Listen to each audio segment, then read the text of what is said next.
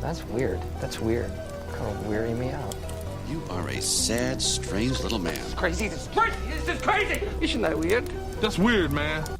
It's strange. What's up, campers? Welcome to another episode of Camp Strange, episode 36. And I am your camp counselor, Alex Tobin. And I'm your other camp counselor, David Stokes. And we're back to bring the spooky, strange, weird, crazy, creepy, all those other adjectives.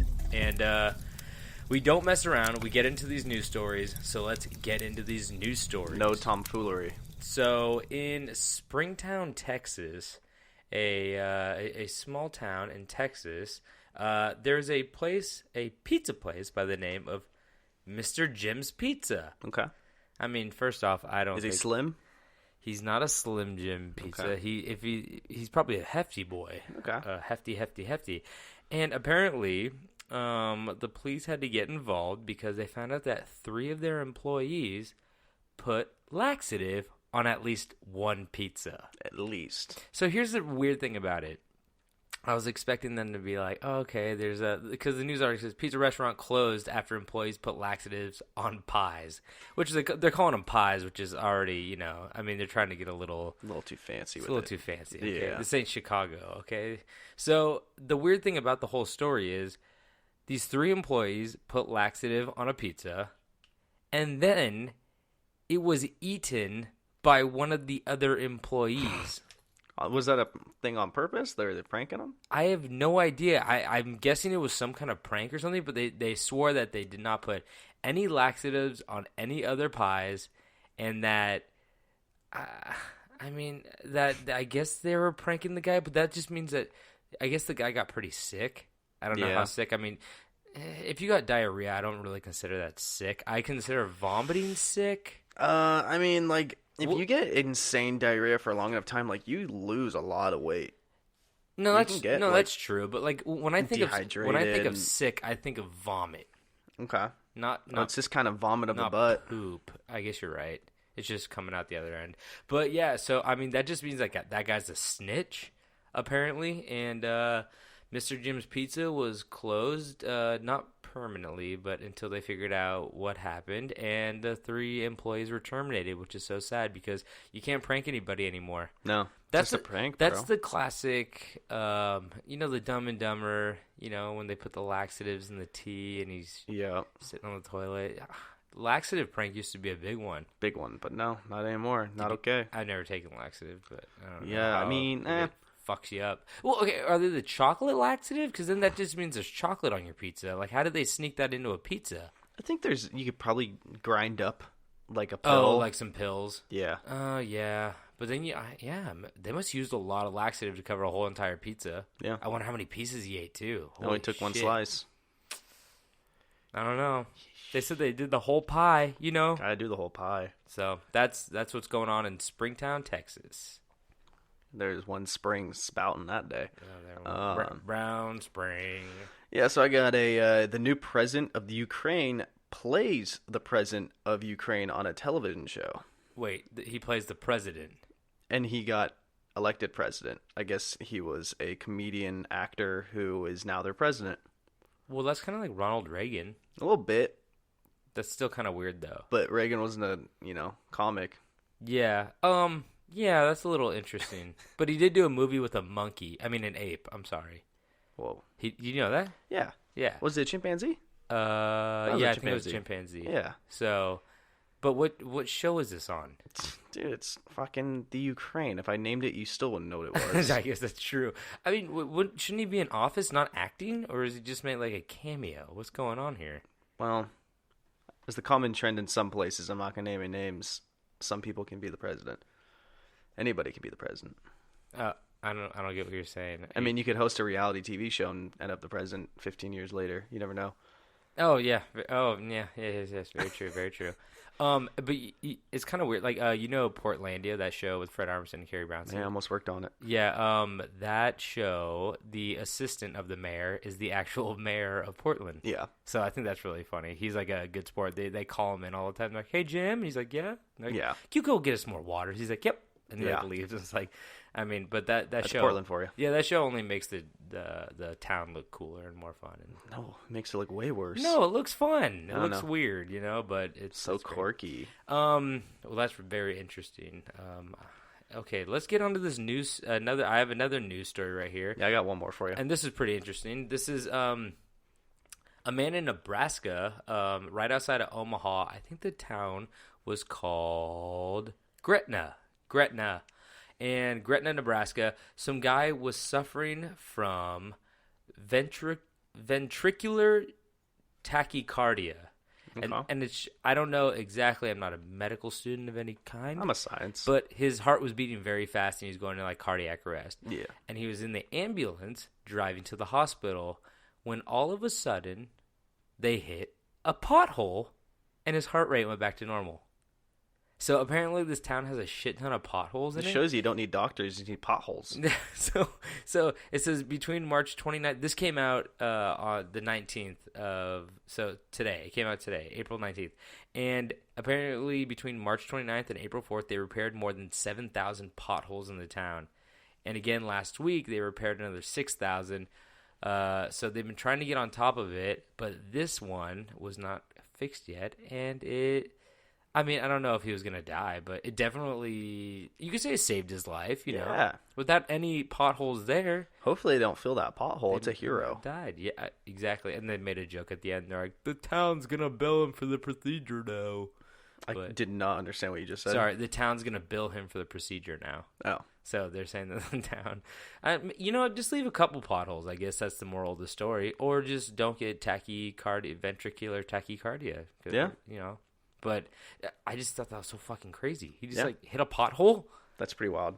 I mean, I usually hit a pothole, and like when you're like driving, and you see it, and it's too late. Oh, it's and the you're worst. Like, You just kind of brace. My tire's about to pop. You clinch. Oh my god, it's so bad. Yeah. But yeah.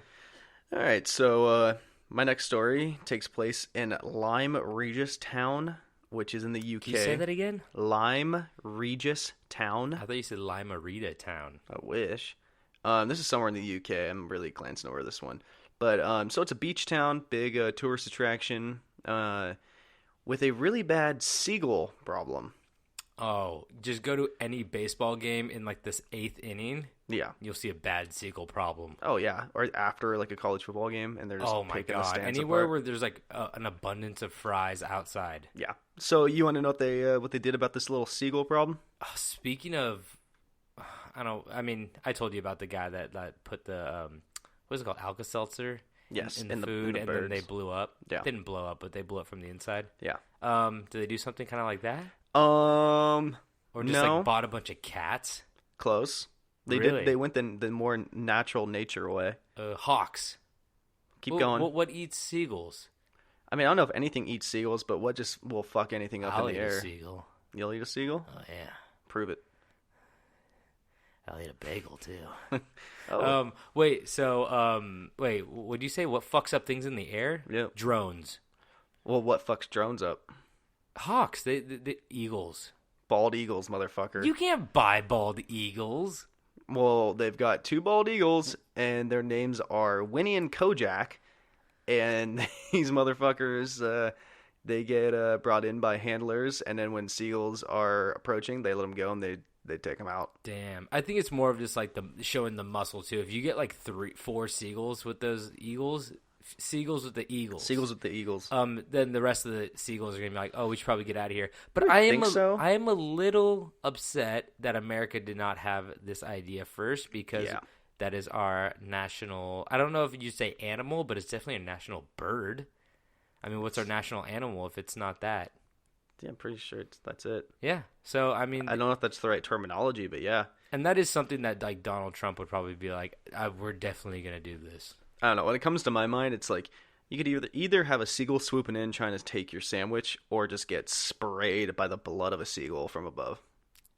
Yeah, I'll take the second one. At least you're getting a little bit of a show. Go hop in the water, rinse off that gull blood. Yeah, so I don't know. That's pretty crazy, honestly. I'm not one for fucking with birds of prey. I've seen those talons, and they could pick up puppies, and huge.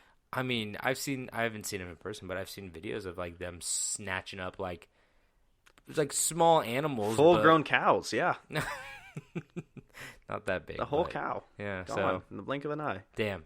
Wait, this is just in the town in general? Yeah, it's at like the beach place. They're saying that they're thinking Okay. that it's gonna boost visitors, Yeah. more income. What do any MLB teams have any large birds as their mascot? MLB. Yeah, I'm just thinking of like a baseball team that could. There's a lot of football teams. I can't think of an MLB team. Yeah, The Eagles, obviously. Well, I was just thinking 'cause Cardinals, Seahawks. San Francisco Giants is right near the bay, so they get a lot of. Maybe we could just buy a giant to kill all the seagulls. That would be cool. Just a big club swinging around, make them hit a home run at the beginning of the game. Yeah, like a Game of Thrones giant. Yeah. Just like big Oh, slope, I kind of want them bigger. big sloped forehead. Oh I yeah, want 'em bigger. Yeah, but Game of Thrones they have a realistic sized giant, but I want like you want a giant. I You want want a a giant. beanstalk involved giant. yeah, Okay, fee fi fo fum giant. like leave holes in the parking lot, potholes that save people's lives. We drove over a giant's footprint, and now I'm alive today. It'll scrape the bottom of your car. Yeah. So yeah, I guess we're caught up on all of our weird news. So there's nothing else left to do but get into these stories.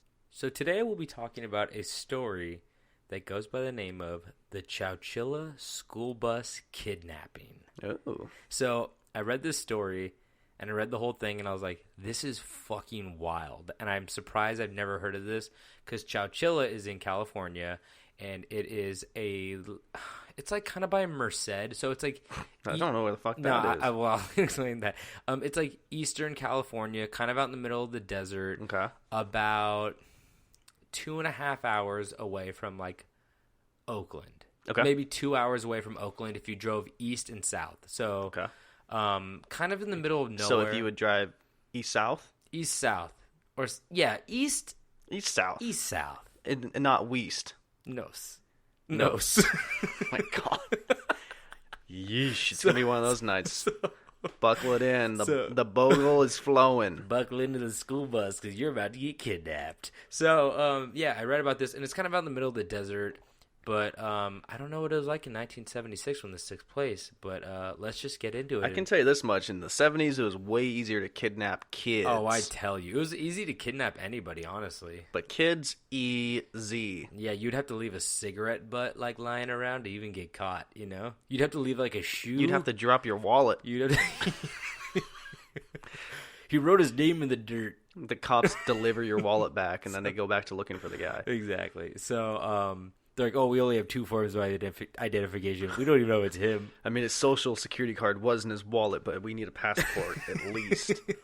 So, on July 15th, 1976, in the small town of Chowchilla, California, a bus driver by the name of Frank Edward Ray and his 26 child passengers were being dropped off on their way back from a field trip at the Chowchilla Fairgrounds swimming pool. I actually have a lot of very good memories concerning a fairground swimming pool. We have a fairground swimming The one pool. in Chowchilla? Not that one. I feel like that one's just filled with like 5 feet of water and Real murky. I mean, not 5 feet, like probably 5 inches of water. Real and, murky. yeah, you just get your feet in it and you stepped on a needle. It's okay, just pick it out, you know.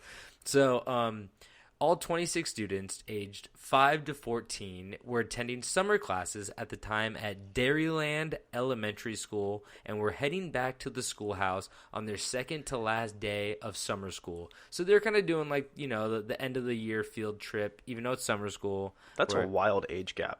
I know. 5 to 15? Well, I looked at the school and I think it goes up to like... One of those weird ones that goes from like preschool to like freshman year. No, high school. it doesn't go that high, but it goes young to like, I don't know, like small town schools are kind of like that, though. So they're kind of, you kind of just like, how many teachers do we have? Can you teach 6th grade? Now we go up to 6th grade because we only had 5th grade, and then we got a new guy who said he could teach 6th grade, that kind of thing. Yeah. So, and it's a very like tiny little. I mean, at least the building I saw didn't look that big. So, So they're on their field trip and just having a good time, and they're on their way back to get picked up by their parents. And as the bus traveled down the narrow rural, I shouldn't have put those words together.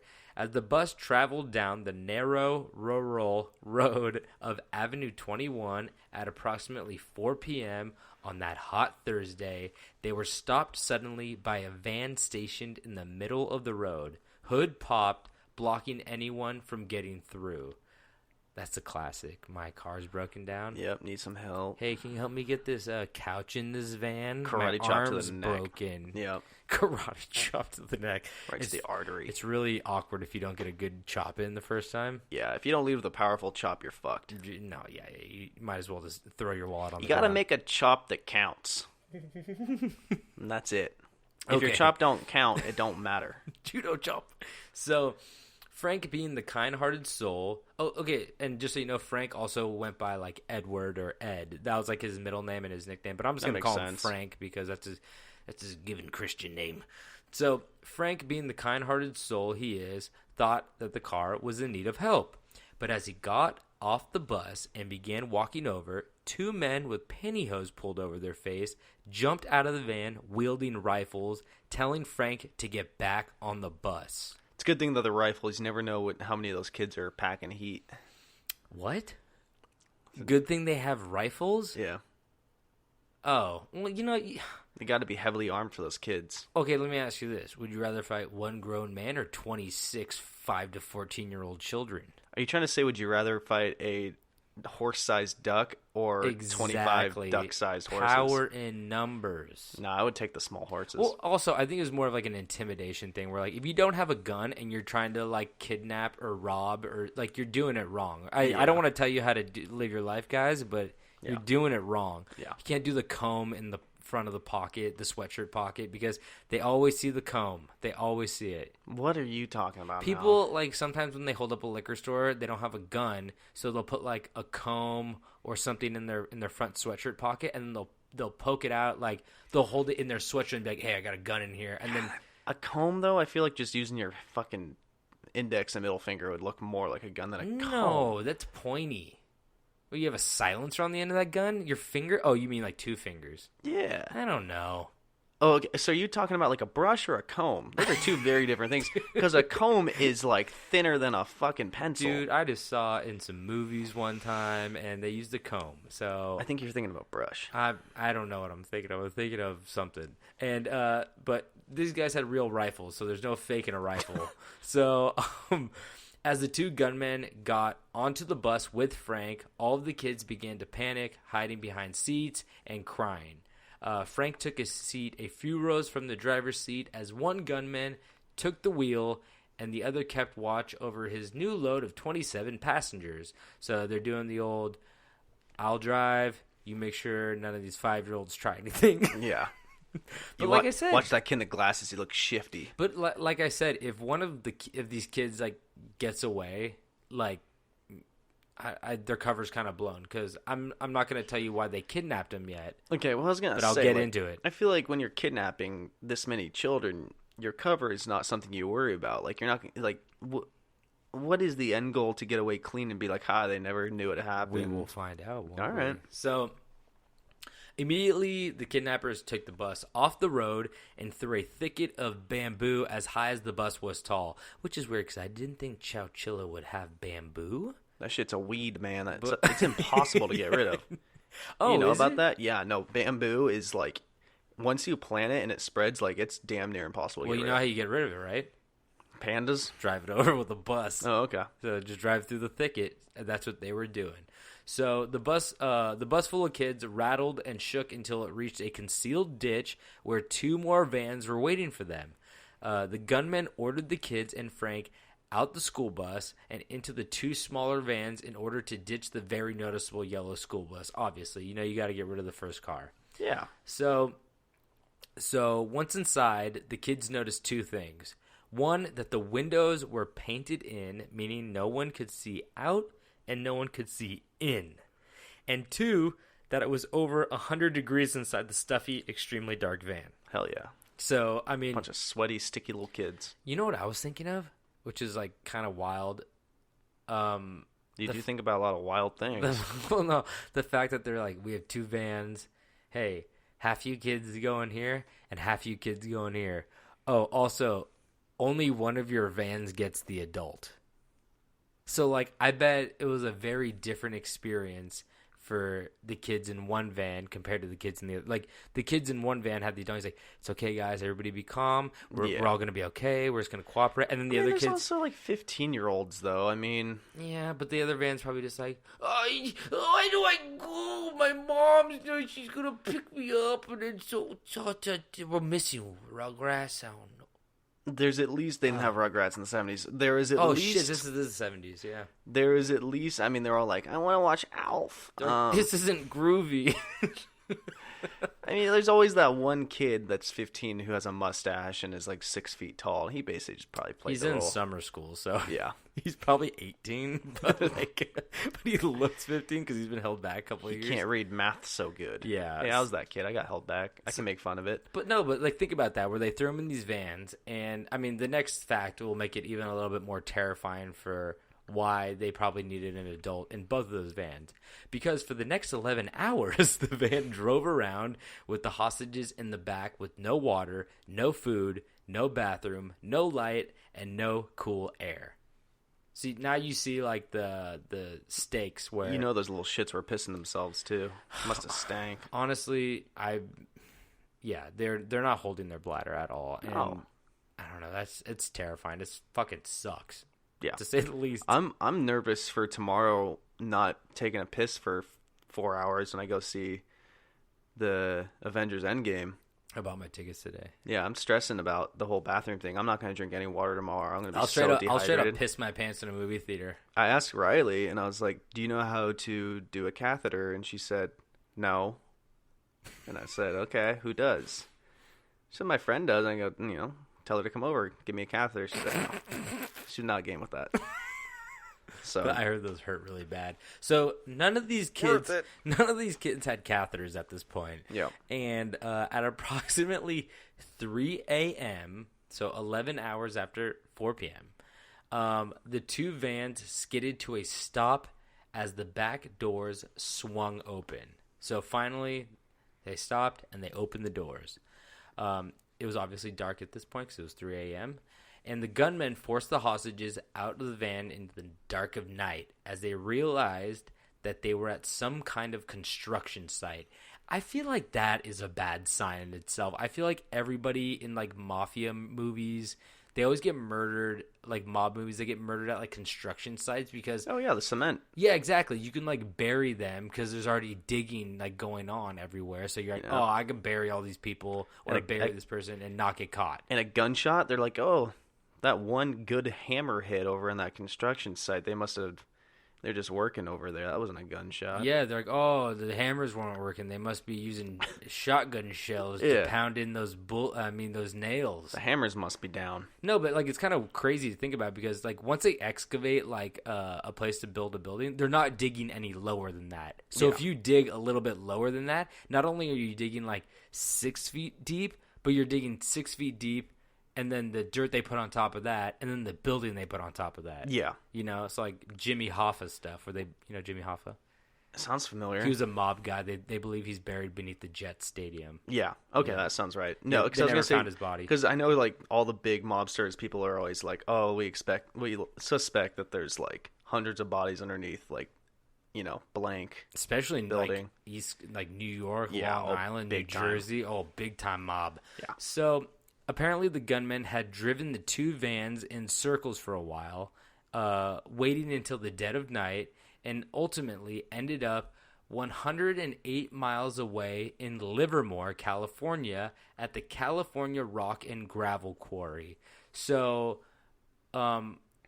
Livermore is in the East Bay. It's very close to Oakland. Okay. A little bit east of Oakland, and 108 miles, I checked it, it'll only take them about, with like no traffic, like an hour and a half, hour 45 minutes to Okay, get. well that's now, not the 70s. What the fuck are you talking about? You didn't think they had that road? No, I'm just saying I doubt the traffic was as bad there in the 70s as it No, is now. no, there's no traffic. I wanted to see how long it would take to get there because it took them 11 hours to drive around. So they literally just drove around like... Well, you got to in disorient people, circles. yeah. Exactly. They did it to disorient them. Yeah. And, I mean, kids were probably not even like... 108 miles, you're not like, yeah, okay, so we drove for... we took a right, and then we drove straight for 108 miles. That's why you always take them. You always go by an airport, so they hear planes and they think they're near an airport. Ooh, you got some experience in kidnapping. It sounds like. Have I ever told you my story of the kid that got kidnapped in my middle school? I have heard that from Kyle. Yeah, but we'll talk about that later. Such a good story. So, but he did not get kidnapped, by the way. That's why it says a good story. It was all fake. We'll talk about that on the next Tales from the Camp, actually. Yeah. But apparently the reason they wanted to do this was because they didn't want anybody to see like what they were doing. They wanted to wait till like the dead of night. 3 a.m. is probably the best time to do anything because almost everybody's asleep. You know what I mean? It's the shadiest hour for sure. Yeah, 3 and 4 for sure. So I mean, people wake up at 4 for work sometimes. 3, nah. True, very true. So they were at this rock quarry now, 108 miles away in Livermore, California, and the kidnappers asked each child his or her name, age, address, and phone number, and blood type. No, they didn't want anything from them as far as bodily fluids. Yeah, bodily fluids. As well as they asked for all the information, and as well as taking a piece of clothing or a belonging from each student, but never explained why the children were being kidnapped. With a couple construction lights illuminating the dark gravel site, the kidnappers walked all the children and Frank over to a hole in the ground and told them to climb inside. Yo, why don't we have a word for kidnapping that aren't kids? Adult napping? Yeah. That's just what I do every day. In the middle of the day. That's what I do as soon as I wake up. I do that in a hole too, actually. Yeah.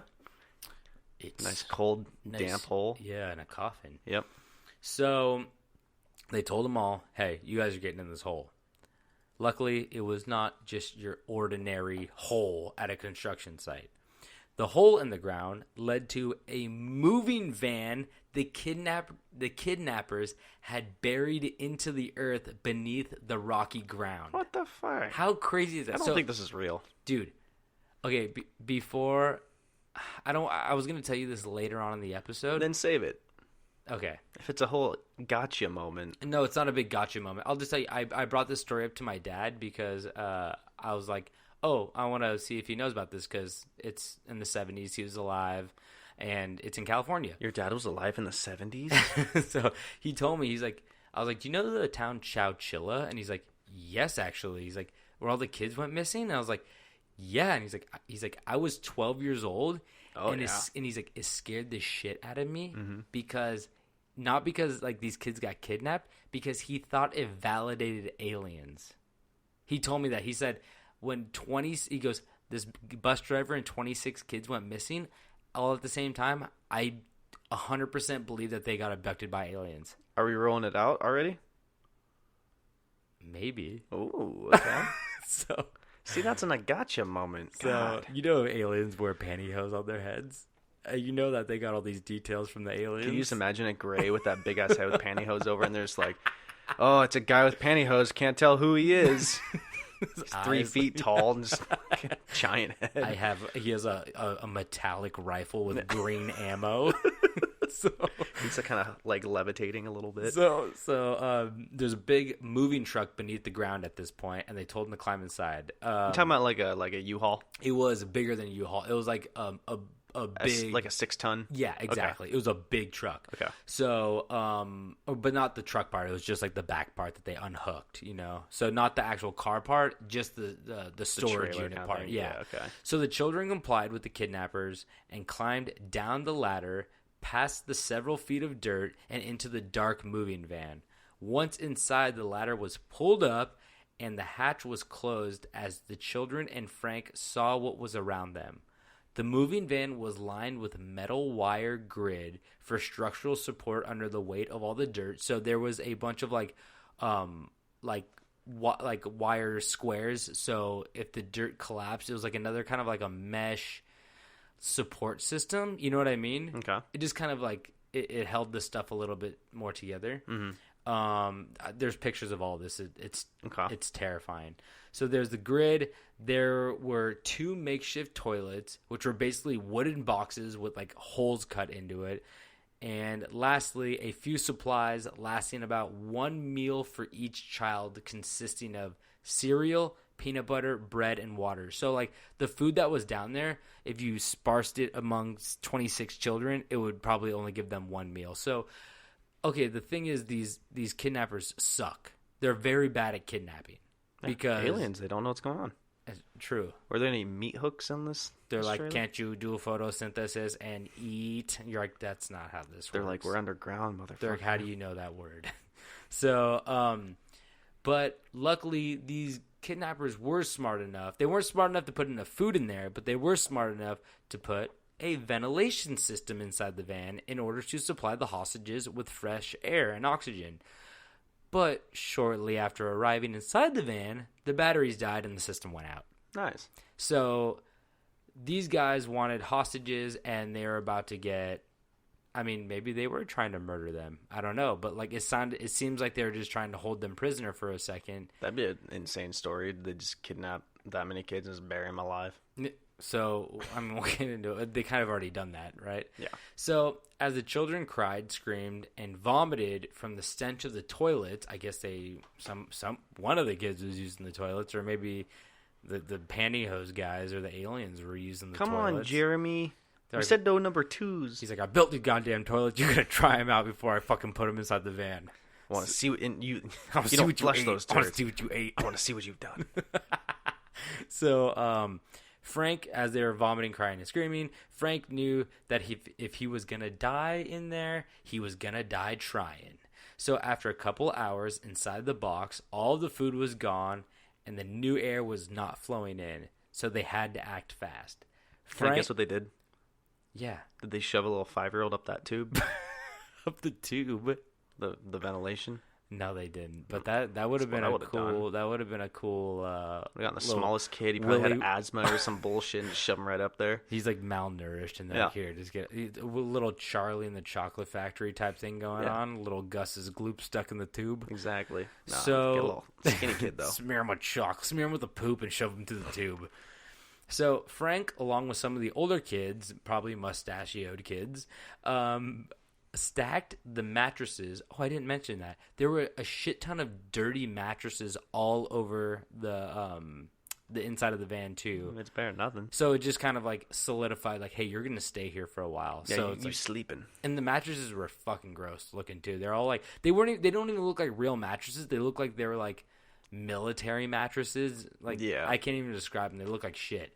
So they stacked all the mattresses on top of one another up to the hatch where they climbed down from. They realized quickly as they tried to lift the metal plate that there was something heavy on top keeping it down. On top, they found out, were 2 100-pound industrial batteries as well as several feet of dirt covering the hole. What they did, though, was they wedged the lid open with a stick.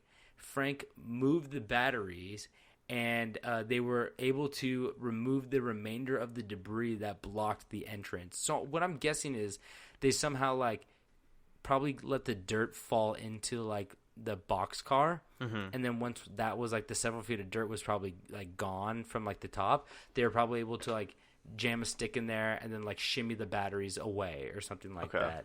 So Frank was able to move the batteries, and after 16 hours underground, they emerged and walked to the quarry's guard shack. So they were able to, first off, get these kids through by, like, stacking them on each other's shoulders, like, once they're on the mattresses and shoving, like, the tiny kids through. Once the tiny kids were through, I think they were able to move the batteries fully, and then everybody was able to get out. Took 8 of them to move one 100-pound battery. Honestly, it probably did. So, imagine if the 5-year-old, they shoved him through and he just took off, and they're like, oh, fuck Joey, man. We knew he was a little shady, a little fidgety. He got mad at us because we were going to shove him to the tube covered in shit. Oh, we shouldn't have shoved Joey through first. So after 16 hours, they were in the truck for 16 hours underground. They emerged and walked to the quarry's guard shack. Hold on. Did the guard sucks at this point, I'm guessing. Well, did the people that kidnapped them, did they know that, like, the thing went out? No, I don't think they knew that the ventilation system went out at all. So like I said, they're just bad kidnappers. Where like they probably like shoved a bunch of food in there and like, this is enough, and they're like, okay, first off, they're kids. Second of off, there's 26 of them. Third off, it's cereal, peanut butter, bread, and water. It's like there's like, I mean, there's some protein in there. With They should have known. Butter, but... Kids will do anything to play that sweet Fortnite, and if they didn't provide it, they were going to do anything to get out of that I was going to place. say, you know how they got out? They flossed their way through the walls. So what's the adult's name? Frank. Frank said there's 1,000 V-Bucks at the top. Go get Hey, there's a ninja skin if you guys get out of here. You got a ninja skin with your name on it. Yep. So the man the man at the guard shack, once they finally got to the guard shack, he knew who they were immediately, saying, "This world's been looking for you." You might be asking though, where in the hell are the kidnappers? Because a lot of the kids inside, they interviewed them now that they're like older and stuff like that. Yeah. And they're like, what was your thought process and stuff like that? And they go, we thought that like a lot of us kids were scared to help him move the stuff because they thought that once they got to the top or they escaped, that they would be sitting there with their rifles and they'd just shoot him in the head. Yeah. And I was like, oh, it's a really good It's point. reasonable. Yeah, even after like 16 hours because they were in there for a fucking long time. And I don't even know how long they were moving the stuff for. So like honestly, they might have been doing that for like 10 of the hours. And yeah, I mean, you would probably feel like a gunshot first, but maybe they wanted to like have you get through and then shoot you to make it seem like is this just a Saw movie? It seems like it. So like I said, you might be asking where they were. Well, they went home and accidentally fell asleep. When they woke up, though, they knew shit was about to go down because these people were fucking out now. Yeah. So now once the cops arrived and rescued everyone, they began trying to figure out who had kidnapped all of these kids and Frank. The first thing they did was figure out who the van/prison cell/tomb belonged to. The truck was actually registered to the quarry owner's son, Frederick Newhall Woods IV, while at the same time, under hypnosis, this is fucking crazy. Under hypnosis, so the bus driver could not remember the license plate number of the van that was stopped in the middle of the road. Yeah. But apparently I don't know if it was the FBI or just the local cops, they called it a hypnosis, and under some hypnosis, the bus driver remembered the license plate number of one of the vans, which also belonged to Fred Woods. Damn. So this guy was just like I said. The hypnosis shit's wild. Yeah, I don't know what it is. Like, they did a thing at my college once. It was like it was one of those weird like event things. All the students went and they had like a hypnosis guy there, and they pulled a bunch of students on stage and like he hypnotized them to make them do like embarrassing shit. And they pulled up one of my friends who was like, she was like a completely like, you know, very like calm, collected person, like not a wild person at all. Didn't kidnap any kids. Did not do any of that. Future. And they like had her like dancing and shit and doing like crazy stuff, like the last thing you'd ever expect her to do. I think you have to be kind of willing to be a victim of the hypnosis in order to like fall into this like trance. Because if I went up there, I know that they've kicked people off stage. I've also at like local fairs they do that shit, but. You kind of have to be like, I'm willing and I'm ready to. Oh, you have to buy into it for sure. You like fall into like a subconscious kind of thing, and maybe not even like doing stupid stuff, but like this guy was able to subconsciously remember these numbers that a lot of people say like you start remembering like when you're in shock or in your like traumatic incidents, you remember weird details that kind of fall to the back of your mind. Yeah. So one of the things he must have saw was when he pulled up, the hood was popped on this car, and he was just like, and then probably remembered at least like. I don't know, maybe he remembered all the numbers, maybe he remembered some, but it was enough. Yeah, the majority of them. Yeah, it was enough to track it back to the same guy, Fred Woods. Now, Woods was arrested shortly after fleeing to Vancouver, British Columbia, Canada, and we talked about how there was 2 men the entire time, but in reality, there were actually 3 men who did this. It was not only Fred Woods, but his 2 accomplices, brothers Richard and James Schoenfeld, surrendered to authorities in California about the same time that Fred Woods was captured. Huh. I guess James was caught shortly before he was able to do so. So, like, one of the brothers turned himself in, and then the other guy was like, I was going to do it, and then he just got caught. So Yeah. But, I mean, at this point, is there any way to redeem yourself from kidnapping a school bus full? Like, not only, like, kidnapping people, but, like, kidnapping children, like 5-year-olds. It's like, you're fucked regardless. Like, you should have just ran or tried to do something to get away. So, are we going to get into why they did it? yeah. Okay, good. So this surprisingly meant that 3 men were in on the job the whole time, not just the 2 kidnappers, as I said before. The real question, though, was why did these guys do this in the first place? Yeah. So apparently these guys were seeking to claim this is so fucking funny and stupid. This is what I'm telling you when these guys are just like fucking shitheads who don't know how to. I'm not trying to say like, oh yeah, I know how to commit a crime. I'm not dumb, but like they really thought nothing through. Yeah. So these guys were seeking to claim a $5 million ransom for the location of the kids and Frank. And like $5 million back in the 70s, I don't know what the inflation rate of that is. A lot. Yeah. But Hold on. So we had how many? You had how many kids? we had 26 kids and Frank. So 27 divided by 5 million. Do you think Frank cost more? Or the kids probably cost more, actually. Frank's already like, bus driver. They want the kid. Kid has a lot of life to live, So how much are we talking per kid? I feel like I didn't do that math right. No, probably not. Just divided by. Yeah. I don't know. Didn't you say you don't know how to read math? I don't know how to read math. Well, you can't put that many zeros on your calculator? How many zeros is 5 million? Is that 3 commas? Okay, I'm going to stop this right now. Somebody at home's like, I know this right now. They didn't have to use a calculator. I think it's like 200,000 per kid. I could be completely wrong. Close to that. That's 25, right? Doesn't matter. I'm fucking bad at math too. And I'm not kidnapping kids, so I don't have to be good at math anytime soon. My calculator's broken. So, that's your phone. So, despite the fact... This is my answer. There's an E in there, people. He's confused. So it equals out to 1.08 E minus 12. Okay. So, despite the fact that these kids were all from very well-off families... did I say these kids? Despite the fact that these guys...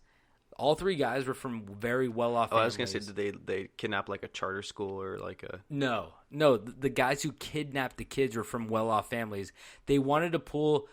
This is so fucking stupid, too. They wanted to pull one over on the state because detectives believed the men were trying to get the money from the state's education department because of reports that the state had a surplus at the time. So not only are they like complete shitheads where they're kidnapping children, but they're like, hey, we kidnap school kids and then claim a ransom from the State Department from the education. So we're trying to take money out of education too. So it's like it's fucking assholes. Like, yeah, god damn it. We didn't have no education. They don't need it either. Yeah, exactly. I mean, look at us. We're horrible people.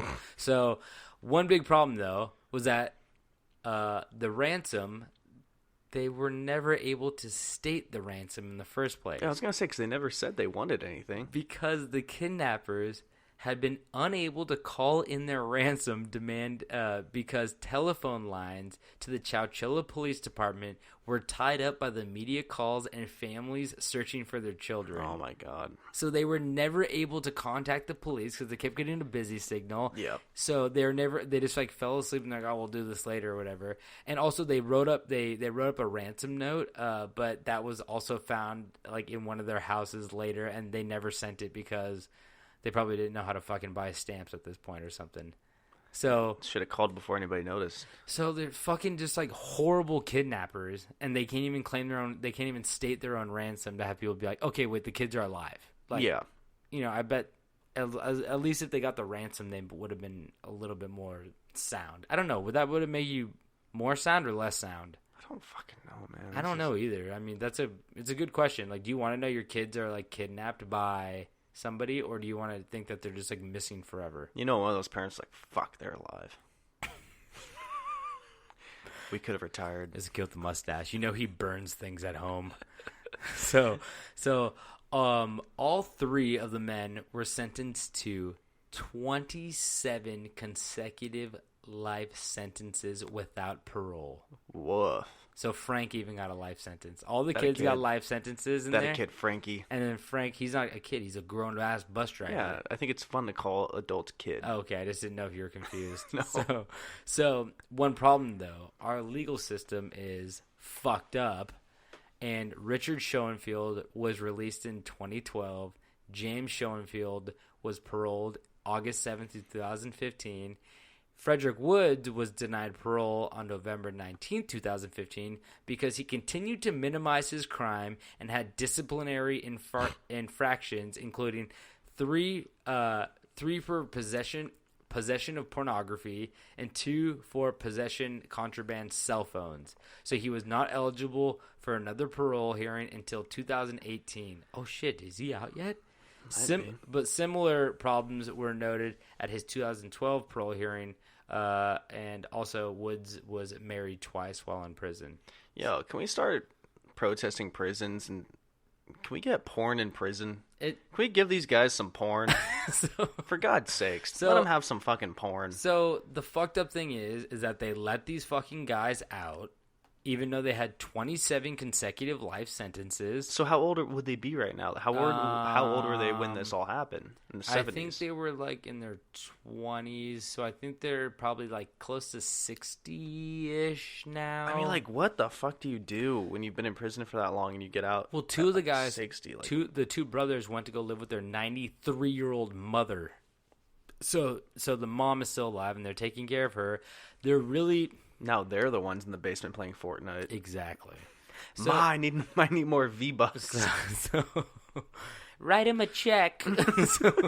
Mail him a check, sweetie. So the fucked up thing is that these guys, they say they're really sorry about it, which I do believe them. I think they're fucking dumbasses who got a lot of detectives were like, oh, they're greedy because one of the families, I think I bring it up later, but like one of the fathers owned the quarry that they buried the shit in. It's not a good idea. And then another guy was like some kind of, I don't want to say lawyer, but he was some kind of like well-paid job as well too.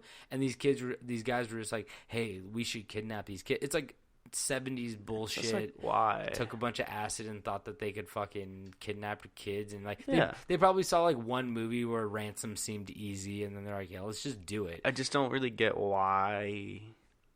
I mean, it's Chowchilla. What are you doing? What else are you doing in Chowchilla? I don't even know what that is. Exactly. You're not doing it. You're tipping cows and sticking bottle rockets up cats' buttholes. You know, tipping cows is a felony. Well, now I know. Yeah. So, since these men were released, though, the children... I don't even know if Frank Woods is out of prison. He like I said, his parole was in 2018. Which is it, Frank Woods, something like that. Frank Woods, Chowchilla kidnapping. It kind of sucks that he got caught with pornography and cell phones though, because in case you're wondering, Frank Woods was a character in Call of Duty. It's not that one. But while you're looking that up, since these three men. I said since these men, we don't know if it's 3 yet, but since these men were released, the children who are now much older are looking to sue the men for damages, which is completely allowed up to 10 years after parole. So now that they come from wealthy families, they're like, oh, yeah, you guys like fucking kidnapped us and like made our lives horrible. So now we're just going to sue you and try to get all your family's money. Which is a great idea, honestly. What are you looking up over there? Well, I was Googling if he was out of jail, and what I found was Frank Woods broke out of Hanoi prison, which is in Vietnam, and that was still the Call of Duty character. Oh, my. Okay. So hold on. So in 2015, he was denied again. Yeah, no, go to 2018 because that's when he was supposed to be paroled. This is 2019. Oh, okay. Is he out yet? Wait, no, that's... He probably got caught with more porn. Let's not kid ourselves here. Wait, David Letterman got kidnapped? Okay, we can't go down this hole. This can't Oh, happen. no. This guy was trying to kidnap David Letterman. Okay. The same guy? I don't... No. Okay, let's stop. Let's abandon Frank. Let's just say he's still in prison for right now. because he probably got caught with more porn. I can't find anything about it. Yeah, he's probably under the radar. But the case is now in mediation, and no dollar figure has been discussed at this point. The kidnappers come from wealthy peninsula families. The Schoenfelds, the two brothers' father was a longtime podiatrist, and Wood's father owned the quarry where they buried the school kids and the bus driver. So, like I said, they come from wealthy families. Yeah. Obviously, most of their parents are probably dead now, so they probably inherited some of that money, and these school kids want that money because this is kind of fucked up. They want that money, honey. I'm going to end off on a sad note and then a happy note. Okay. So, a study found that the kidnapped children suffered from panic attacks, nightmares involving kidnappings and death, and personality changes. Many developed fear of such things as cars, the dark, the wind, the kitchen, mice, dogs, and hippies. I mean, that's a fair one. The last one, hippies, is easy. They're terrifying. But it's the 70s. That's probably what these guys look like. I saw what they look. They had like long hair and shit. They kind of did look like hippies. Yeah. And one of these kids, actually, as an older person, shot a Japanese tourist with a BB gun when the tourist car broke down in front of his home. Maybe he wasn't an adult. I hope he wasn't an adult using a BB gun. But I don't know. But I mean, I guess I do hope it was a BB gun. I mean, you got to be 18 to buy a BB gun, so yeah, maybe checkmate, dog. Yeah. So, but when the Japanese tourist car broke down in front of his house, I guess he thought he was gonna, pull the old, hey, my car's broken, and then jump out with a rifle. So he shot him with a BB gun. Could you imagine just living your life, growing up in Japan, and just being like, I'm going to go visit the States, and you get fucking shot in the eye with a BB gun? Not only does your car break down, but you get shot. This is America. Not only did Frank Woods escape your prison, but now you got to go find him. Okay. From Hanoi? What is it? That was Vietnam, but yeah. I know, not Japan, but many of the children also continued to report symptoms of trauma at least 25 years after the kidnapping, including substance abuse and depression, and a number have been imprisoned for doing something controlling to somebody else. So it kind of goes on to show you, like, I know this is like super, super dark, but people who sometimes get sexually abused, they sexually abuse somebody else, and it's a vicious like circle. Yeah, exactly. Yeah. So these people have been imprisoned because they want to control somebody else because they felt like they have no power when they got kidnapped and stuff. I mean, all jokes aside, like that would fuck you up. So yeah, and like it's totally fair that they want like some monetary compensation for like literally their years and years and years of trauma, and like these guys basically ruin like some of these like 5-year-olds' lives because they're always afraid of something now, Yeah. But I want to leave off on a happy note because this is supposed to be a comedy podcast, and I didn't want to end with that. So I will leave you with Frank Edward Ray, also known as Ed. We know Frank the bus driver, received a California School Employees Association citation for outstanding community service before he died in 2012.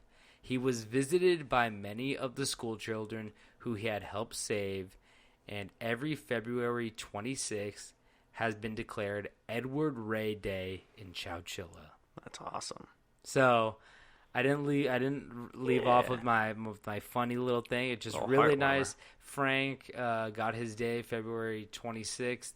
That's Edward Ray Day. I feel like we should all celebrate Edward Ray Day for helping these 26 kids get out of this prison, bus, van, and to safety. So thank you, Frank Ed Ray.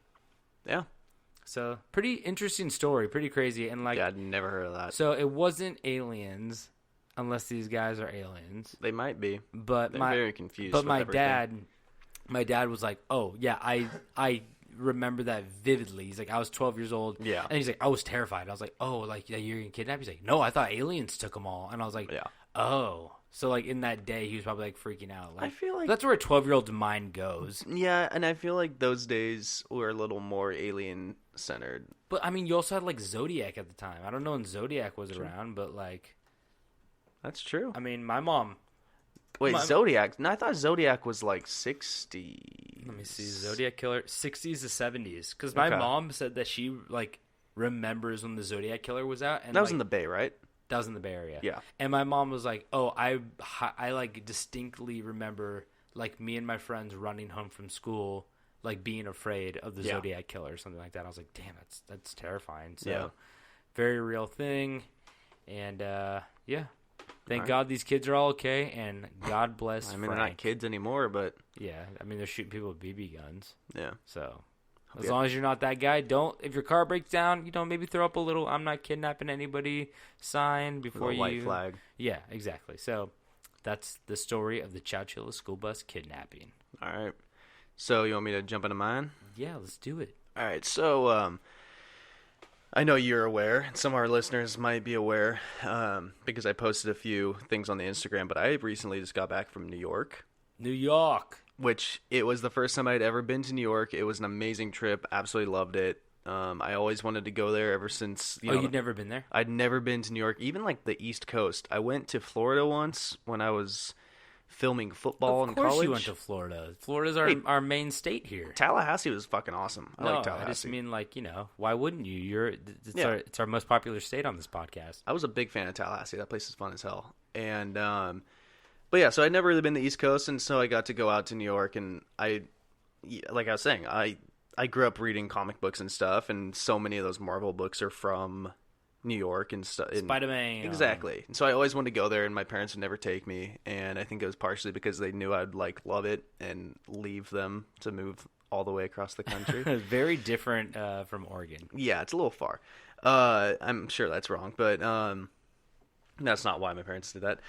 So in my time there, I was lucky enough to meet up with one of my oldest friends to grab some drinks. His name's Aaron, and we had a few drinks here and there, and then he said, "You want to go to this bar?" And did he kidnap you? A little bit. Is this in what a it's good gonna way. go to? In a good way. He's like, "You want to go to this bar? It's really cool. It's in a buried van," and you're like, Yep. "Yeah, yeah." But so he said the place was called McSorley's. And he gave a quick description of the place, and we went on our way. And so I've heard of that place. Have you? I know, the name sounds familiar. I don't know if I know any details, but McSorley's sounds either like it's from a movie or something I've heard before. You know what I mean? Yeah. And so we went, and what's so interesting about this place? Well, McSorley's Old Ale House, the official name, was founded by John McSorley in 1854. Whoa. Yeah. And that was 3 years after he arrived to New York from Liverpool on the ship called the Colonist. Oh, so he was a Beatle. What? He's from Liverpool. Oh, yeah. I don't support You the say Beatles. you hate the Beatles? Take that fucking back right now. John Lennon's a piece of shit. You love the Beatles. So the Ale House was a place for Irish immigrant workers, and it catered to make them feel like they're back at home. How crazy is it that all the beer was room temperature or warmer? Yeah. That sucks. Yeah. That really sucks. A warm beer is disgusting. Yeah, and I that's even all like they my drank. red wine cold. Yeah, you're weird. You said you liked it cold too. I do not like it cold. You said you like it chilled. I like it hot. I like to steaming. Boil it. So so the bar was catered to make the immigrant working men feel like they're back at home, serving ale and cheese and crackers, which they still serve today. Any good cheese and crackers or fucking cheese whiz on a Ritz? No, it was actually pretty damn good cheese. But what was weird was they served crackers, cheese, and slices of onion. You're supposed to eat all those together. I skipped on the onion. Yeah. Just raw onion. Yeah. And okay, so the bar was originally named the Old House at Home.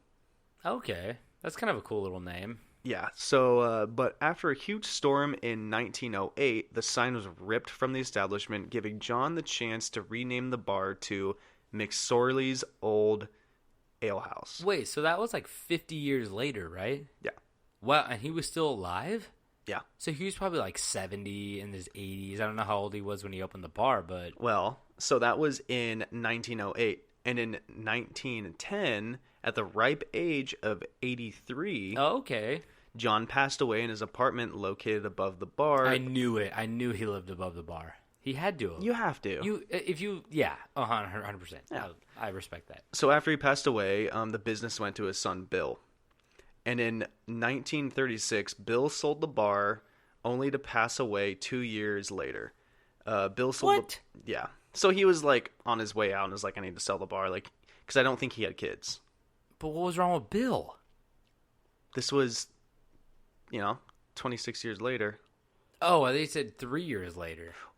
No, he sold the bar, and then 2 years after he sold it, he passed away. Oh, okay. So he was old, and he was just kind of like, I don't want to run this, sell it to someone. I don't think he had anybody to pass it down to. Or anything I didn't see if he did or not, but that's just I mean, if you sell it, I bet that's what's going. Imagine if the kid was just like, "Hey, I Dad, can't wait to take that bar." Dad, I'm so excited to carry on the family tradition. Tradition, fuck tradition. Oh, that was a GOT reference. Well, this bar does have a tradition that we are about to get into. So Bill sold the bar, and it was to the first owner, who was outside of the McSorley family. And the new owner, Daniel O'Connell, had an incredible run with this bar. So he sold it to another Irish family to keep. That's tradition, at least. You know, Yeah. he's like, oh, I gotta sell it to an Irishman. Yeah, so O'Connell had like this insane time running this bar. And a year after he bought the bar, he died. Okay, so it must have been a pretty insane year. No, I was just joking. Oh, It was okay. like he died a year after. Oh, this is a haunted bar. This is a cursed bar. So, after he passed away, it left the bar to his daughter, Dorothy O'Connell Kirwan. I don't know that. But there's a catch. One thing about this bar, which I never really considered to be a thing, which I think was a thing back then, is that this bar did not allow women. Oh. Yeah, no women allowed. Okay. And so now it's owned by a woman, and she respected that rule and only entered the bar on Sundays when they were closed. Oh, that's kind of fucked. Yeah, and so she made her husband, Harry Kerwin, the manager. And it was not until 68. Come on, man. What? It wasn't until 1969. Are you fucking serious? Heyo, come on, 69? Come on. Dude, I totally guessed. That's really I weird. gave you the 69 point. I know. So it wasn't until 1969 that women were allowed into the bar, which I read conflicting things saying it was 1970, but I feel like maybe it was like they started to do it, like it was starting to be processed. That seems in way 69. too late. It's really late. It's like, but there to be completely fair, there are still some golf courses that don't let women on. Yeah. Do those still exist? Yeah. Shit, that's fucking nuts. I don't know. And so yeah, women weren't. So after 1969 or 70, who knows? Women were allowed in the bar, but it wasn't until 1990, which is my birth year, so my entire existence, that they installed a women's bathroom in the place. Shut the fuck up. Are you serious? Yeah.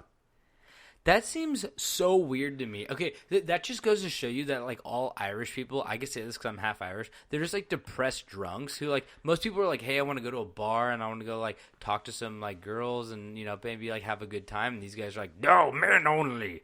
We want to talk about how we all have a bum leg that smells. Like, I don't, like, what are they? Stinky leg. Like, give me more cheese and onion. And they're like, hey, O'Connell, you have to leave. So, okay, in the bar's defense with the whole bathroom thing is that this bar has kept so original from where it started that doing a large renovation of, like, adding a bathroom would So they only had one bathroom? Yeah. Oh, okay. Which makes, I mean, that personally makes sense to me. Like, I understand that it's, like, fucked up that they didn't have a women's bathroom, but I understand why, because it was such an old fucking place. Do you think that women just went inside the men's bathroom, like past 1969 to 1990, what was it? 1990. 1990? Yeah. They probably just went to the men's bathroom, right? Or this didn't stay long. I don't know. I'm telling you, ladies, right now, like, you don't want to go into a men's bathroom. My girlfriend walked into a women's bathroom and goes, it was in Koreatown. She goes, there's graffiti in that bathroom. I was like, yeah? And she's like, So? That's crazy. I go, in every men's bathroom, there's fucking gang signs carved into the toilet seats. Are you surprised? Yeah, we at have anything? SpongeBob fucking a fire hydrant There's in ours. pee on the ceiling. Are you surprised at anything? So many more owners would own the bar throughout the years, but I just thought those were the most interesting ones. So McSorley's had been a subject of a stage play. So someone wrote a play about the bar. I mean, that's probably one of the oldest bars I've ever heard of that's still around today. Yeah. There is poetry made by E.E. Cummings, who's like a big-time poet. Yeah, I know you come. And artwork by John Sloan, who I'm not entirely familiar with John Sloan, but he made Into the Ring, so he must be big. He's a painter? He's sure. He's a drawer? He's a drawer. Show me some of your drawings, Joan. But so the list of names don't stop there. The bar was also visited by people such as John Lennon. Oh, wait. Okay, Piece of shit. wait. Wait, you talk shit about John. You know why? Because he knew he was a good old Liverpool boy who owned it. Wait, he was Side note. Irish? He was Irish? He wasn't Irish. He just made a bar for the Irish. Oh, that's interesting. I thought he was Irish. Because I didn't even think about the fact that Liverpool's in England. And then... Yeah. I think it was more of the market that he saw there were a lot of Irish immigrants that were working. Because and Irish he people was, are way... I mean... well, he's like, I'm going to make a bar and I'm going to make it feel like home for them and it's going to get business. Like, that's just business. Yeah, probably. Because, I mean, the thing is, like, I mean, the UK in general, like, they love their pubs. So, like, Yeah. but I feel like the Irish have a little bit more drunkenness on the British. So he's probably just like, hey, who's going to come to this bar the most? And he's like, yeah, I might as well make it for the Irish. Yeah, so. and he catered the food and the beer to the Irish. Raw onion and cheese. Yeah, You know, don't forget about the crackers. We're a healthy people. Yeah. So not only John Lennon, but folk music legend Woody Guthrie. I know. I've heard of Woody Guthrie. Yeah, and the one and only Woody Guthrie. Guthrie? that might have autocorrected to Guthrie. Is it Guthrie? It sounds like it. Okay. I don't know. So yeah, no, Woody Guthrie. Sorry, my typing corrected to Guthrie. You big Guthrie ol' sounds idiot. cool. So it also had a person walk through his doors by the name of Abraham Lincoln. No, that's Woody Guthrie in a hat. So the bar even has Abe's chair from that he sat in, and it's hung above the actual bar where you like get drinks from. Oh. And next to the chair is an original copy of the wanted poster for John Wilkes Booth. Yo. Okay, that's just pretty like fucking wild. okay, that's just hanging above a bar. Yeah. Honestly, I would. I had already had a few drinks at this point, so I didn't notice it. So I don't know if it's like behind like bulletproof glass or some Mona Lisa bullshit. But Well, I was gonna say I get weirdly nostalgic about some stuff. Yeah. If I like know, I mean, that's a big one. like there's a restaurant called Frank and Musso's where like in LA where they're like, oh, Charlie Chaplin used to like eat here every Friday and he'd race his horse down here and eat at Frank and Musso's, and I was like, I get weirdly nostalgic about like places people sat or like they ate at, and I feel like if I was able to sit in the chair that Abraham Lincoln sat in, I would pay maybe like $50 to do that, and that's so fucking stupid because it's a chair. Yeah. But like, if I was drunk my enough God, it's so and I awesome. had $50 in my pocket, I'd probably be like, "Here's $50." Yeah. No. You have his hat? Can I wear his hat? They did not have a hat. I'm assuming he walked out of the bar with the hat on, but who knows? So one thing about this bar that you would notice immediately is the atmosphere. There's no Chingy or Little John playing. There's Did Chingy sit in a chair in there? it's a possibility. anything can go. But there's no music at all, which Okay. is like something Whoa. something like you don't like. I honestly didn't notice when I was in there, and then like I was in there for probably like an hour, and I was like, you know what? They don't even have music in here. And I was like, that's how like you almost feel like you're in 1850s. I Like, was expecting a piano that plays by itself. well, I'm sure like I wouldn't be surprised if on some nights they have like people there playing music. Oh, I bet. Like an Irish folk band or something Yeah. like that. But yeah, no music, just the sounds of mugs hitting the thickest wooden table you've ever like sat at. That's so cool. They're just like so old, and just the chatter of the people. The floor is also covered in a very fine sawdust, and there's a coal burning pot-bellied stove that heats the place. Really? Yeah, I didn't notice that, but like I said, we had a few drinks before we went in, so I've read about it afterwards. I was like, wow, I missed some of this stuff, but No, yeah. I'm not going to ask you right now, but like, where in New York is this? I mean, like, I don't want to like put you on the spot and have you look it up, but like, what general area would we be looking at? I'm not looking for cross streets because we could just Google that, but like, I was staying in Soho, okay, and it probably took us 10, 15 minutes to walk there. okay, so in that area, okay. I don't Yeah. know much about New York. I feel stupid, but Oh, I mean, shit. was there for 4 days, and that's my only experience. But we packed a lot in. I was in did not sleep. Dumbo one time, which is like directly under Manhattan Bridge overpass or something like that.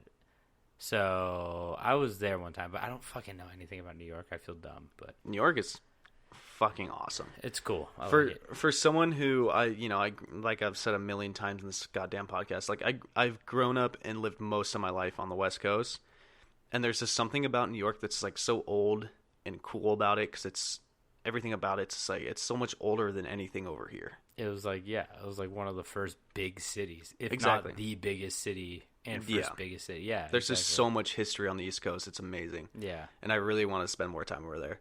So there are only 2 beers available at this place. Oh my god, can I guess? Is it like dark and light? Yeah, Really? that's it. I mean, I typed light and dark. I usually go light and dark over dark and light, but Yeah, I was thinking of a nice porter. Well, so what is it, like a porter or something, or like I don't know. It's just a dark dark. and light beer, and you can get both glasses for $6. And we drank Both- a lot of God, them. that is so cool. Like that is what's like okay. I mean, we live in LA, which is great. I love LA. It's really cool. I'm Yeah, not it's- from here, but like it's a fun city. But there are no places like that where people are just like History. well, not only history, but like a deal along with history, where it's like Yeah. we have the same prices since 1850, or obviously not the same prices, but you know what I mean. They keep it low. Yeah. The only time you get a low price drink is on that like the tax day, where they'll have like Yeah. drinks for a nickel. But honestly, you can't get a beer for like under $7 here. It's crazy. Yeah. Even like a Heineken. So it's like, I don't know. I really, really like those kind of like old nostalgic bars that are just like that. It's fucking awesome. Yeah, so when we got there, we like tried to order drinks, and the guy was like, you guys gonna sit here and drink a lot? And we're like, yeah, we're gonna drink a lot. And he was like, all right.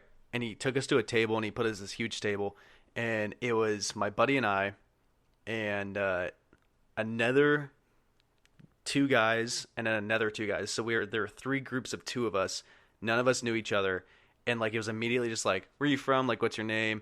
And then we all ordered around, and one guy was just like, we're all chugging one right now. And we all just Oh, like that's pounded fun. one, and we just like talked for like an hour and just became like friends. Oh, that's cool. It was a really cool environment. And then Riley showed up.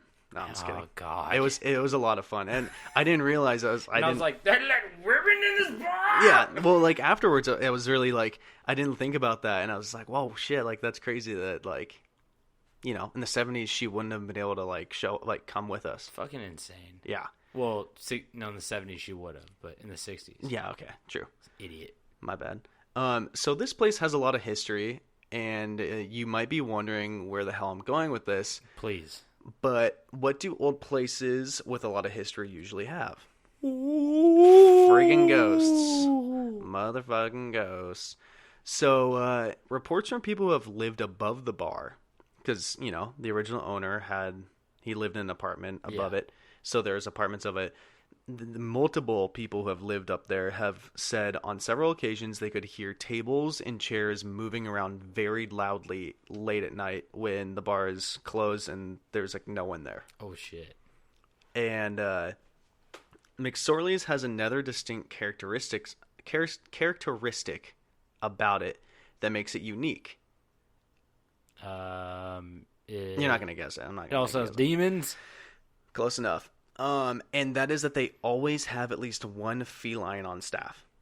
Ooh. I don't know why, but they always have like a cat. No bald eagles. No bald eagles. They just have cats. And so on many occasions, the employees have noted seeing that these said cats were purring and nuzzling up on something invisible, Oh shit. and seeing an invisible handprint petting up and down on the cat's fur. Oh fuck Like that. seeing, fuck like- fuck that. Yeah. Because for any of you who don't know, most of you probably do. They say that animals and babies can see spirits. And dogs. Animals. Oh yeah, sorry, but yeah, dogs usually don't like them as much. Animals, babies, and dogs. Yeah, dogs are something else, man. Let me tell you. A little bit of humanity in them, I swear. So, according to Dr. Philip Ernest Schrobner, Well, they got a doctor. yeah, Well, he's a doctor, but he's also a tour guide for Ghost of New York. Okay, so I'm not letting him look at my penis, right? You could if you want. He's like, oh, this penis is haunted. Yeah. Need to rub the demons out of it. Also, you got a wart on it. Need to rub the ectoplasm out of this one. Oh, God. If we ever get big, we're Turn gonna your get head and sued. say boo. So, yeah, okay, hold on. Let me get back to what I was saying. So the tour guide said, whenever you see a cat in the window of McSorley's, Harry motherfucking Houdini Ooh. is present as the spirit of the cat. I'm guessing he was a big fan of that bar. Not only that, but He there's also like to crawl on the windowsill. well, with a lot of the memorabilia that hangs up on the bar itself, it includes a set of handcuffs that once belonged to Houdini. Oh, very cool. Yeah. And I guess I didn't see them, but from what I read is that they're attached to like the bar railing. So they're not even on the wall, they're just I was like, gonna on the say, railing. what the fuck? Because I was gonna say, I hope most of that stuff is out of the reach of drunk people. Because if Yeah. I saw Lincoln's chair up there, I'd be like, oh, I'm gonna take that home. Yeah. If I was like really drunk, I'd be like, yeah, I'm ripping this. Yeah, they down. would fuck you up if you tried. Oh my god, yeah, I know. So there's also a tale of a painting that was done by an artist for the ale house, and when it was presented to the owner, it was one of the owners I didn't mention. It was one that was, not that, I don't want to say not significant, but just like not It's okay, as he's interesting. dead.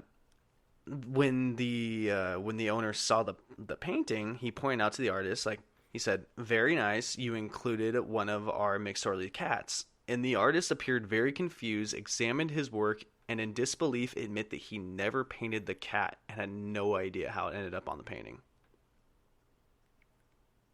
So he was drunk too. You what? He's drunk too? He's like, I remember painting cat. Yeah, like a cute cat. Who put a cat stamp on pictures? So that's actually pretty weird. I mean, Yeah. was it a cat that was still alive? I'm guessing it was, but I don't know. so let's just say this. You say all these owners on it, but I think we know who the real owners are. The cats. The cats on the bar. Yeah, and it was also noted on the article, there was something about how the cat its body was facing, it was on the bar, it was facing towards the place, but its head was turned and looking at the front door, and a lot of people like to speculate that a lot of civilizations like the Egyptians... The Egypts. Is that a racist term? No, Egypts. Goddamn Egypts. Goddamn. God, I hope that's not a racist term. Goddamn pyramid heads. And but so like people like that believe that cats were protectors from Gods, evil, yeah. kind of, and they said that looking at the window, the cats are there to protect from bad things to come into the bar. Oh shit, that's pretty cool. Yeah. I mean, I do get nervous when I see a cat like acting weird towards like looking at something. I'm like, Oh, they're doing like the quick head I'm like, kind of turns. what the fuck are you looking at right now? And they're not looking at anything, but it looks like they're like trying to catch something. I It's- usually grab the cat by the shoulders. I'm like, what are you looking at? I just drop kick them. So the cat stuff isn't just the only strange thing about it. Mm-hmm. So in the bar there are dust-covered gas lamps. Sounds safe, but these gas lamps are hanging on the ceiling, keeping the place lit at night. Oh, they're lit too. Yeah, Ooh, maybe they're not. I don't know. does this guy climb up on a ladder and light all those? They or- might not be lit. I know I was, and but on these lamps hang wishbones. Oh, like from a chicken? Yeah. Oh, Which they can be hard to see because of the dense amount of dust that covers them. oh shit. So are they like a protective thing? So, you're asking, what does it mean? Well, it is a McSorley's tradition that calls for soldiers leaving for war to place a wishbone on the lamp for good luck in battle. And when the soldier returns, the soldier must remove the wishbone after the job is done. Oh no, that's so fucking sad. Yeah. So, with many remaining, it's pretty obvious that these men did not make it home. Ah, fuck. It is believed that this tradition started with the fucking Civil War. Holy shit. I Googled it because I was like, there's no way. The bar was 4 years They before. had chickens back then? Yeah, no, this bar was open 4 years before the Civil War. Wow. Holy shit. Yeah. And they believe that this tradition continued up into World War One, and then now it's like off limits for anybody. It's like going to war. Yeah, like, I mean, now they'd have like a shit ton of chicken bones. Exactly. No, this may be a dumb question, but what part of the chicken is the wishbone from? I think it's its sternum. Is it? Is it part of its chest? You could. Or is it its hip? You could have told me anything, and I would have believed Let you. me cut you open. Let me find your wishbone. But so the reason why these wishbones and lamps are so dirty is because no one's allowed to clean them or even like get close to touching them until the soldiers return from war. Oh, that's like kind of a that's a very cool like. It's a memorial, basically. Yeah, I like that. And so yeah, those goddamn chicken bones have been up there since the fucking Civil War. And you're right. It says the furcula or wishbone of a turkey, duck, or chicken is the fusion of the bird's clavicles right above the sternum. Yeah. So it's clavicles, but it's right above the sternum. So you're very close. Yeah. I count as a win. Fuck. So damn, Civil War. Eat a whole chicken. Put the wishbone up on the lamp. One last good meal before war. Wow. Yep. So these wishbones could also attract spirits from soldiers who lost their lives in the war. Maybe they meet up every night with their fellow fallen soldiers to have a glass of beer. But don't worry about going to this bar because, don't worry because of the spirits, the hauntings. Because I think the spirits will stay true to the motto, which is written on the wall, and that is, be good or be gone. Ooh. I mean, I wasn't supposed to be like creepy. It's No, more no, the no, fact no, that like no, I don't mean that's that. their I thing. just It's mean, like that's behave yourself or we're gonna kick you the fuck out kind of thing. I feel like that's a good motto for life. Yeah, they have it like huge on the wall. Like, be good or be gone. Get the fuck out of here if you're not going to be like a nice person. Because a lot of bars attract angry people who want to get drunk and then take their anger out on somebody. But like, or bars make angry people. Or you can use a bar as a social meeting to possibly have a couple drinks, let down your guard, disregard your social anxiety, and open up to people who you don't really know, and maybe make some friends or make some babies. Or make some babies. Oh, I mean, not before 69. Not before 69. I mean, maybe they're doing stuff, but they definitely weren't making babies. Yeah. A lot of questions there. There weren't only wishbones there. They were snapping something off. Something else They're off. snapping bones for sure. So I mean that's a good. Is that the end of your story? Yeah. So if anybody is either in New York, I don't think we have many New York listeners.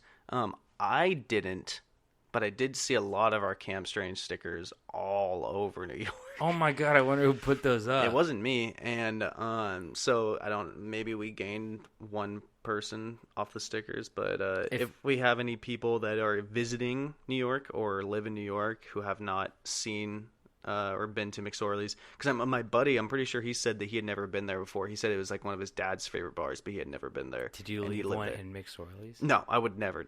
That's fucked. I guess that's right. It is kind of fucked. I kind of wish I was part of Abe Lincoln's chair, though. God, dude, I would. That's not okay. That's so not okay. They're like, Abe Lincoln, do you like podcasts? He's like, oh, I love them. I just want equality. You're like, fuck your equality. You got a big hat. You like podcasts. What are you hiding under that hat, big guy? Podcasts? You got a haunted doll under there.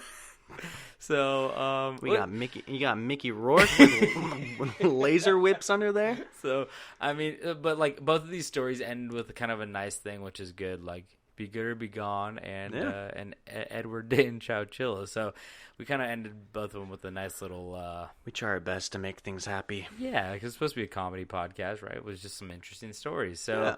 And I think that wraps up our stories for today or tonight or whenever you're listening to this. And thank you guys so much for listening. We love it when you do, and we love telling you that you got these stories to you guys. And If you got some spooky stories, send them on over to us.